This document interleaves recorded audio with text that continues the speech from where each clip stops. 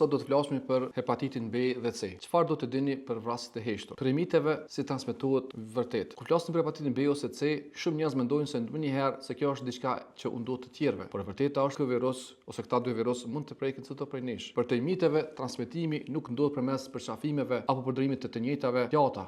Viruset zakonisht jetojnë në gjak dhe lëndje trupore. Kjo ndodh se një vizitë te dentisti, ku mjetet nuk janë të stilizuar mirë, një procedurë estetike, tatuazh apo mikropigmentimi i vetullave, madje edhe përdorimi i përbashkët i një brisku të rroje apo prerëse thonjësh në parukeri mund të bëjnë burime infeksionit. Është çështje sigurisë së mjeteve, jo stilit të jetesës. Pse quhen vrasës të heshtur? Sepse melçia është një organ shumë i durueshëm, ju mund të mbartni virusin hepatitit B ose C për 10, 15 apo 20 vite, pa vretur, pa asnjë dhimbje, pa u zverur dhe pa pasur asnjë shenjë shqetësuese. Në momentin që shfaqet simptomat e para, si lodhja ekstreme apo fryrja e barkut, melçia shpesh ka kaluar fazën e fibrozës apo cirozës. Kjo është rreziku i vërtet kur virusi punon në heshtje duke dëmtuar melçin dita ditësh, pa ju dhënë asnjë paralajmërim apo shqetësim, prandaj mos pritni të keni dhimbje për të kontrolluar. Lajmi i mirë, testimi dhe shërimi. Lajmi i mirë është që dua të ndaj me ju sot është se në këtë dorë kemi zgjedhje. Sot hepatiti C është një sëmundje plotësisht e shërueshme me terapi